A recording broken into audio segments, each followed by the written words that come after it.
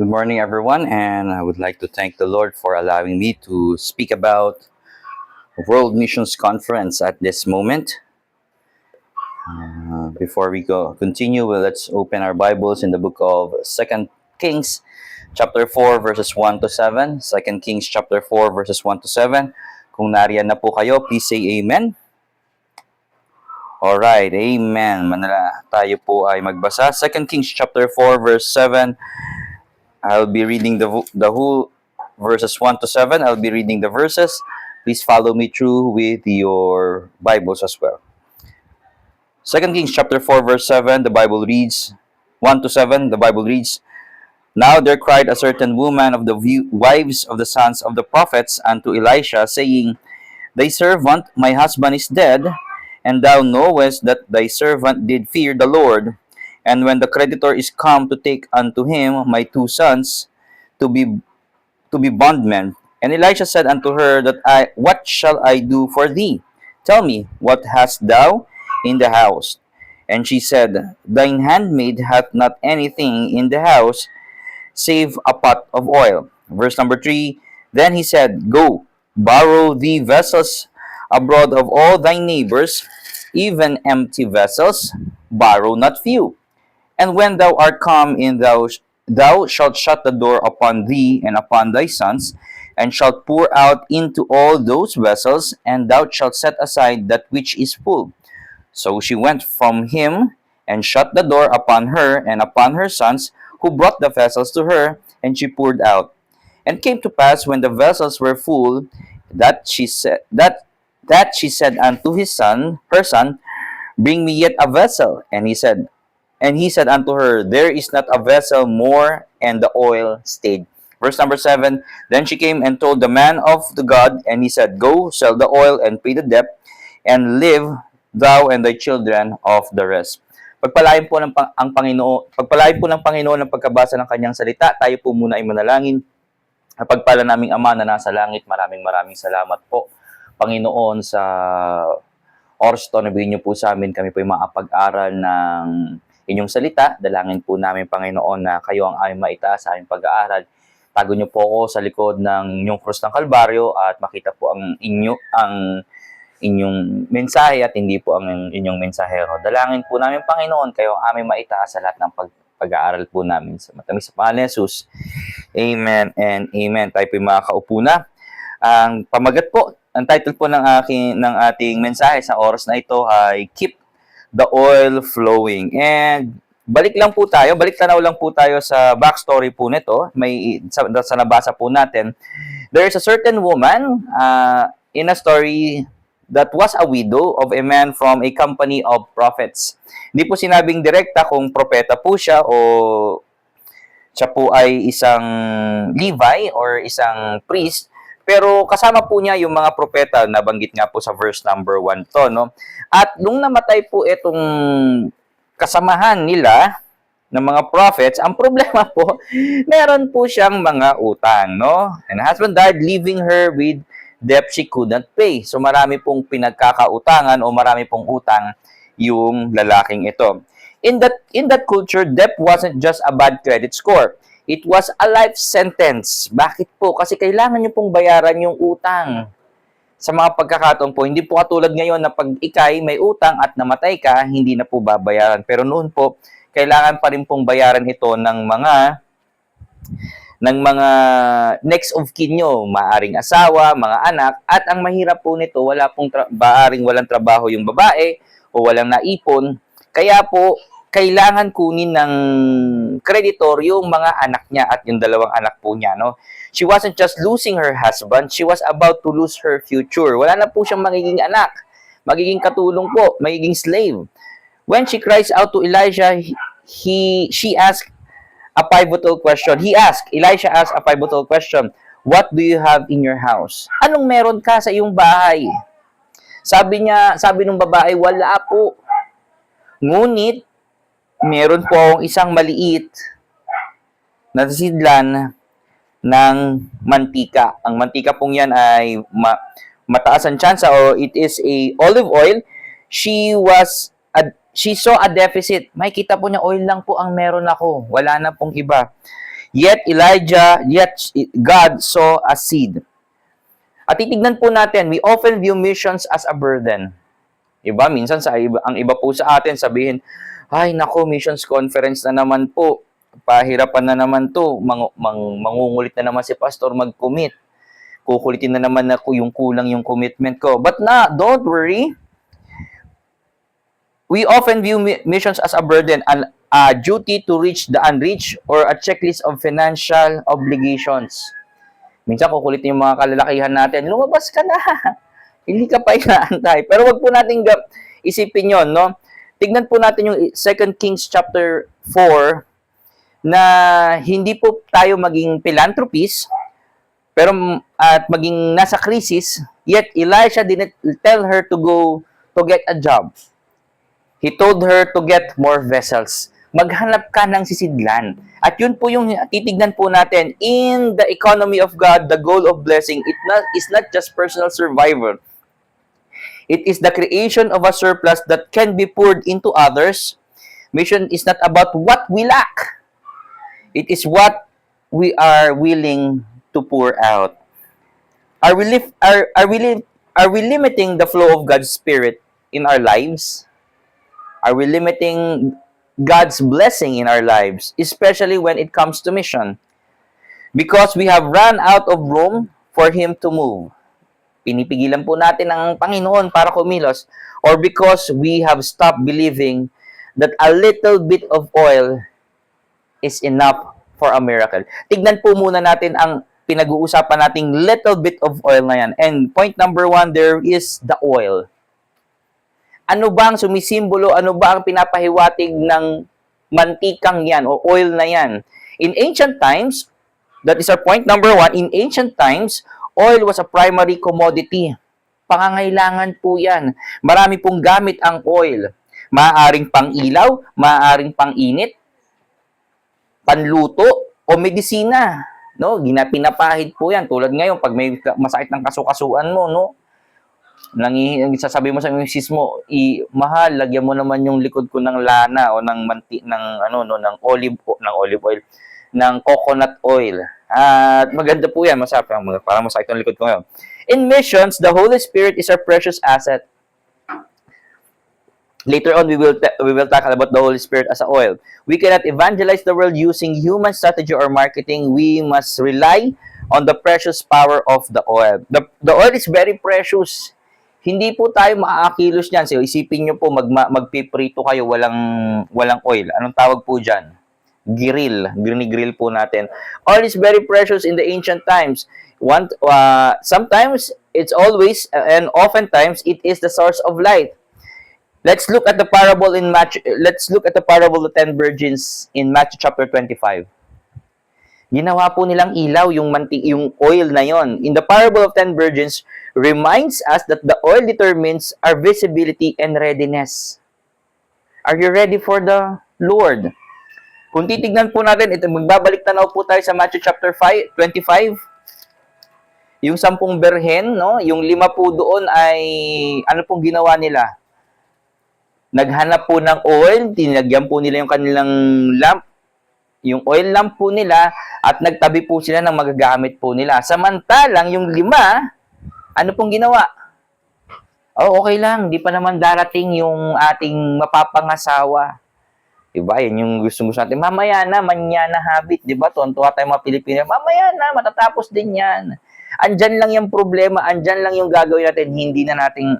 Hindi na muna ako ikilos. Andyan na yung soul, andyan na yung buhay pa yan bukas. Hindi muna ako mag-soul winning. Alam ba natin? Naalala natin, no, pagdating po ng gabi, bigla pong tumunog, bigla pong kumatok yung bridegroom, yung groom, at tinatawag yung mga berhen, yung kanyang isa sa mga asawain niya. Ano nangyari? Nagkagulo po yung 5, naghanap ng yung 5, lumabas pa para bumili pero gabi na. Ngunit ang natagpuan po ng groom is yung 5 handa. At ganoon din po tayo. Kailangan din po nating handa tayo. Lagi tayong may ilaw, lagi natin pinapaliwanag. ang mundong ito. A missionary without the oil of the Spirit is a lamp without a flame. We cannot go into the dark. Imagining nyo, nag-brown out po, madilim. Mangangapa po kayo dyan. Go into the dark corners of the world, not to bring your own light, not to bring your own ideas, but to be the light bearers who reveal the glory of God. Ngunit saan po manggagaling yung ating ilaw? Saan po manggagaling yung ating oil? And now the oil speaks about the Holy Spirit. The Holy Spirit of God. In Psalm chapter 47, verse 45, verse 7, Thou lovest righteousness and hatest wickedness. Therefore God, thy God, had anointed thee with the oil of gladness above thy fellows. The oil is an anointing oil for us. Pinapabuti po na ang ginagawa po natin. Pinapaayos po ang ginagawa natin. Kaya nga po tayo bilang isang missionary, bilang isang soul winner, bilang isang tumutulong sa misyon, tayo po dapat ay may banal na spiritong gumagabay po sa atin. In Hebrews chapter 1 verse 9, Thou hast loved righteousness and hated iniquity. Therefore God, even thy God, had anointed thee with the oil of gladness above thy fellows. The oil of gladness is the anointing of the Holy Spirit. In missions, this is a differentiator. It will make or break us. Kung wala po yung oil na dumadaloy po sa ating buhay, wala po yung banal na spiritong dumadaloy po sa buhay natin, hindi po tayo magiging effective mga missionaries. Sa mga prayer partners po namin, baliwala po ang inyong prayer kung ang banal na spirito po hindi kumikilo sa inyong mga panalangin. Sa nagsusupply po, nagtumutulong po sa missionary in terms of financial and material things. If you're not focused, if you are not anointed by the Holy Spirit, it's just in vain. Kaya nga po kailangan natin ng banal na spirito. It is the Holy Spirit who convicts the heart, opens the mind to the gospel, and provides the supernatural endurance that needed when we work and sow the seed and the fruit is slow to appear. Minsan nahihirapan po tayo mag-soul winning. Minsan nahihirapan po tayo mag-pray. Minsan po, ayun na naman yung mga missionaries. But if you are anointed by the Holy Spirit, baliwala po yung pagkawala ng pagbigay nyo ng pera, pag-invest nyo sa missions. Baliwala po yung sakit ng tuhod yung nananalangin po para sa aming mga missionaries. And missionaries, we are sent out to the world to be a light. Hindi po para maging turista. Andun po tayo para tumulong sa mga tao, ipamahagi ang ebanghelyo ni Kristo. Tapos anong gagamitin nating ilaw? Flashlight, di baterya. Pag napagod, wala na. Rely on the Holy Spirit as your oil. Kung hindi po, mababaliwala ang ating pagod. At anong gagawin natin kung meron na tayong oil? Saan natin ilalagay? Kailangan po natin ang sisidlan. And that's our second point. What's the vessel? The vessel that is put into us. In verse number 3,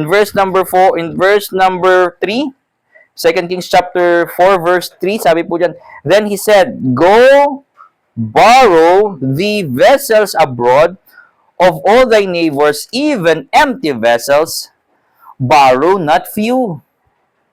Huwag kang humiram, sabi niya, kumuha ka ng maraming vessel, kailangan natin yan, kailangan nyo yan. Hindi siguro alam nung balo o anong gagawin doon sa mga vessel, pero sumunod po siya. And the earthen vessels speaks about security. Kung meron kayong sisidlan sa bahay, meron kayong, ngayon nga, galon-galon na lang eh.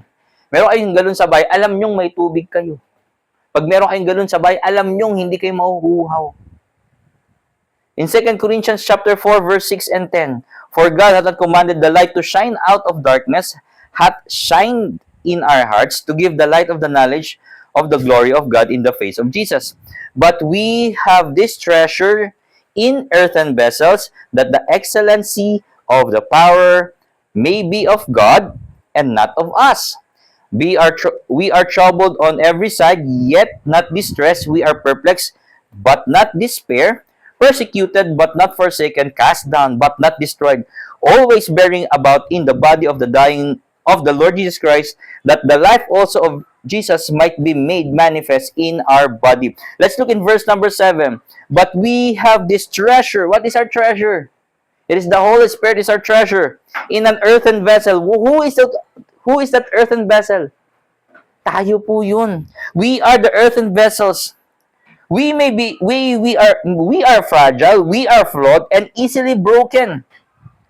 Yet in missions, our weakness is our greatest asset. Paano yun, sir? Talagang asset po ba kami? Mahiyain po ako. Go ahead! Yung pagiging mahiyain mo, gagamitin ng banal na spirito yan. Diba? Because we are small and fragile, pag nandun na po tayo sa labas, ang iisipin po natin, hindi po ang ating sarili, bagkos yung kapangyarihan, kalakasan na manggagaling po sa banal na spirito sa Panginoon. Kung tayo po'y matibay, anong gagawin natin? Go ahead, laban. Hindi po. Dahil alam nating mahina tayo, dahil alam nating nanghihina tayo, dahil alam nating madali tayong magapi ng kalaban, tayo magiging maingat at ang kapangyarihang gagamitin po natin ay yung kapangyarihang manggagaling sa banal na spirito. They know the power comes from God, not from us. Hindi, magaling po ako magsalita, sir. Kaya ko mag-soul winning. Yes. Ang tanong, nakakapagligtas ka ba? Diba? Our security is not in our budget or our safety, but in the fact that we are held by the one who calls us. If we are fragile, madali tayong mabasag. Sa banal na spirito po tayo hihingi ng tulong. Sa Panginoon po tayo hihingi ng lakas. Sa banal na spirito po tayo manghihingi ng katalinuhan. Next po, the earthen vessel speaks about the servanthood. In 2 Timothy chapter 2 verse 21, if a man therefore purge himself from this, he shall be vessels unto honor, sanctified, meet for the master's use, and prepared unto every good work. Prepared unto good work. Aganda, malinis. Are you clean? Kung papansinin po natin, manghihiram sila ng empty vessels. Sabi din sa verse number 3, then he said, go borrow the vessels abroad of all thy neighbors, even empty vessels. Sir, hindi po ako matalino. You're an empty vessel. Sir, hindi po ako mayaman. You're an empty vessel. Being an empty vessel means that the Holy Spirit can pour into you. Papasok po yung banal na spirito sa inyo dahil wala ka eh. Hindi ka marunong eh. Hindi ka aral, kapangyarihan, katalinuhan ng banal na spirito ang gagamitin mo, hindi yung sarili mong dunong. In Romans chapter 9 verse 21, he hath not the potter power over the clay of the same lamp to make one vessel unto honor and another unto dishonor. Ang Diyos ang gumawa sa iyo. Bakit hindi mo pagkatiwalaan ng Diyos? Tama. To be used by the master, a vessel must be cleansed and available. Sabi empty vessel, sabi clean vessel. Borrow not few. Hindi lang yung mga missionaries ang nandito dapat. Andyan po kayo, sumusuporta rin sa amin. Andyan po kayo, tumutulong din sa amin. Be an earthen vessel for the Lord. In the context of the mission field, this means that our methodology must be submissive to the pastor's design. We do not dictate how the mission is done. We present ourselves as tools, ready to be filled, be emptied, and be filled again, wherever and however the master chooses. As a missionary, pagdating mo sa mission field, have a goal. Lord, hindi lang po ako dito. Ililipat niyo po ako sa ibang lugar. Diba? For pastors, pray na may lumabas sa ating mga churches. But if not, be the one example going out. Diba? Iwan na lang kayo dito. Kami na lang magmi-mission kung ayaw nyo mag-mission. Di ba? Ganun lang po yun. Dapat tayo design. Yung design natin, magpagamit po tayo sa Panginoon. And lastly, ito po yung isa sa mga importante, kailangan na kailangan po natin. Let the flowing of the oil. Tignan po muna natin, balikan po natin isa-isa at pag-aralan po natin ito. The source. Ano ba yung source ng oil? Nung tinapon, nung binuhos ng babae, nung balo. In verse number 3, ang sabi niya, sa bandang dulo po, verse number 3, verse number 2, sa bandang dulo, sabing ganyan, the source. Verse number 2, then thine handmaid hath not anything in the house save a pot of oil. Kaunti lamang po ang meron ako. The miracle did not begin in an empty jar. Hindi po nagsimula dun sa amin. Hindi po nagsimula sa earthen vessel. Nagsimula po dun sa source. Ano po yung source? Maliit na sisidlan ng mantika. It began in the small jar the widow already possessed. Hindi ka bibigyan ng Panginoon na hindi mo kayang gawin. Hindi ka bibigyan ng Panginoon. Hindi ka magkukumit ng 1,000,000 kung wala kang 1,000,000. Ang hinihingi sa iyo ng Panginoon sa mga magkukumit po para suporta ng mga misyonary kung ano ang meron ka ngayon at papabayaan mo na ang Panginoon magparami niyan. God never sends us in the mission field empty-handed. Missionaries. Pupunta po tayo doon na wala, alam nating wala. Andito po sila para tumulong sa atin. Financially and in prayer. He expects us to offer what we have, our talents, our prayers, our resources. Anong meron ka ngayon, missionary? Ipagamit mo sa Panginoon. Anong meron ka sa mga supporters namin? Ipagamit mo. May isa po ang kapatiran na kilala. Wala siyang pera, hindi naman siya ganun kayaman, hindi naman siya ganun kagalbo. Pag may missionary, sir, gamitin niyo po yung sasakyan ko. Sir, ipagdadrive ko po kayo. What you have, what you already have in your pocket, what you already have, prayed for so long, Lord, magbibigay po ako sa misyon, magkano po? Kung ano yung nasa puso mo, kung ano yung pinagpe-pray mo sa Panginoon at ano yung kakayahan mo sa ngayon, yan muna, doon ka magsimula. Kasi ganun din po ang nangyayari sa balong ito. Ano yung meron siya? Just a pot of oil. The work. Anong ginawa ng babae? Binuhos po niya. In verse number 5, so she went from him and shut the door upon her and upon her sons who brought the vessels to her, and she poured out. Kumilos tayo. Maghanap tayo ng mga vessels. This is the active nature of missions. The widow had to act in faith, gathering the vessels and doing the pouring. Hey, pastors, magpalabas tayo ng missionaries. We pray for God. Lord, sino dito sa mga men namin, sino dito sa mga ladies namin ang tinatawag nyo para sa misyon? Prepare the vessels, clean, empty, ready to be used. At kung ikaw naman tinatawag ng Panginoon, huwag ka lang magpatumpik-tumpik pa. We are here to support you. We are here to pray for you. We are here to guide you. Hindi yung, sige laban ka na, wag na. No! This is an active nature of missions. The widow did not act in faith. Nagtrabaho po siya. Missions is not passive. Ay, mission na naman. Hindi kung kailan may missions conference, dun ka magiging aktibo. It's a daily thing. It's a daily prayer for us. It requires the work of the ministry. Pansinin mo, pinalabas ni Isaiah. Ni Elisha pala. Maghanap ka. For us pastors, what we are doing, we're looking for empty vessels from other churches na matutulungan po namin. Kung kayo naman pastor, may alam nyo nang lalabas yung missionary nyo, huwag nyo namang suluhin yung hirap. Sabihin niyo po sa mga kaibigan yung pastor, oh Brad, may lalabas na missionary sa amin. Can you help us? Can you support our missionaries? Diba? Gasino na lang yung magbibigay kami ng konting support. Kung 300 kami magbibigay ng 10 piso. Diba? Magbibigay kami ng tig 100, tapos meron namang 500, tapos may 10 tumulong. That's 1,000 na. Kung tama ang compute ko, 1,000 per month. Hindi na po gaanong kabigatan sa amin 'yon, pero ganoon na lang ang laki ng tulong. Hindi po sa laki ng ibinibigay sa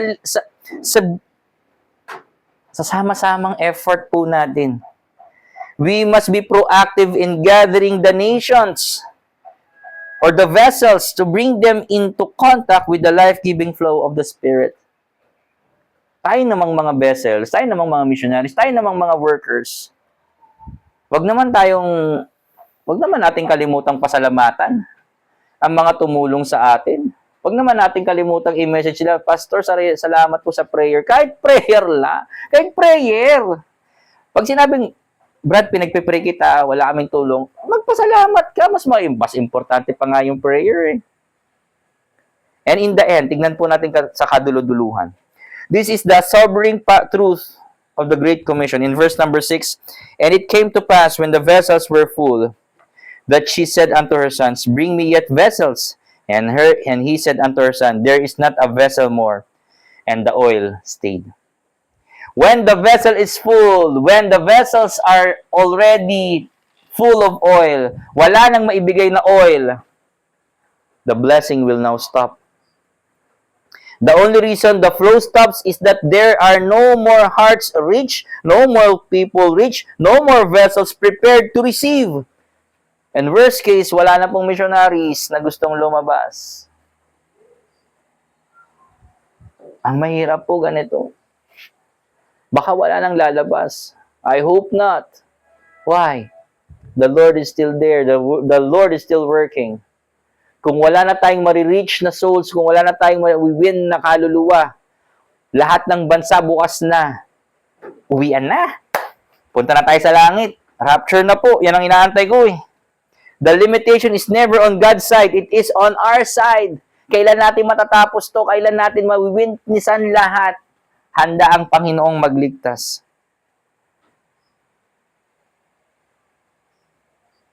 Let's learn about this.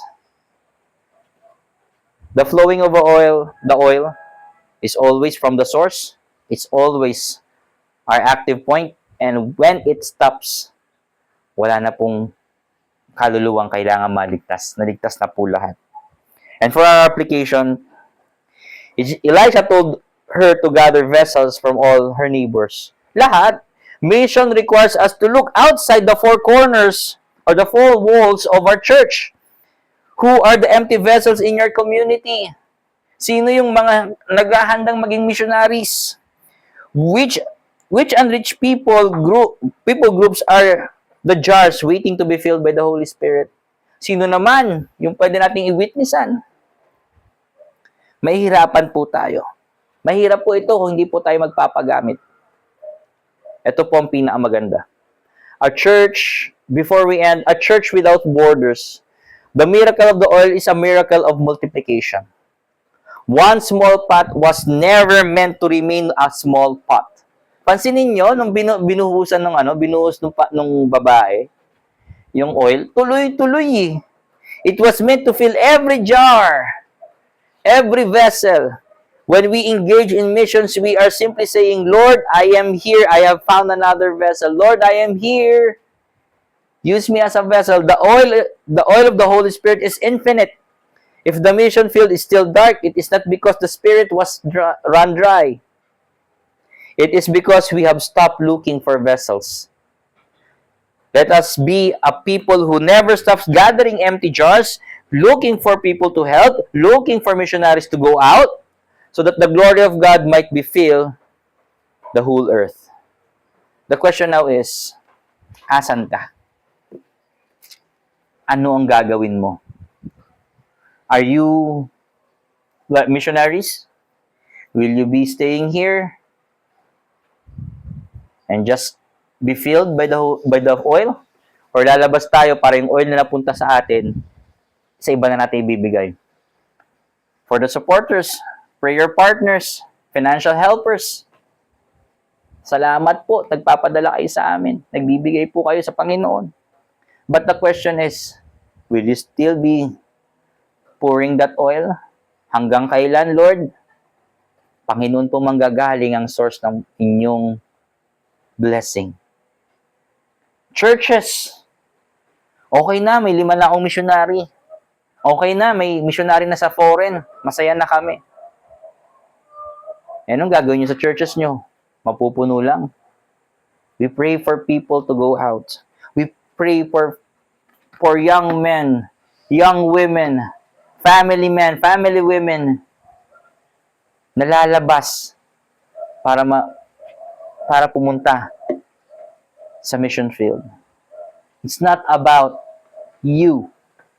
It's all about the flowing of keeping the flow of the oil.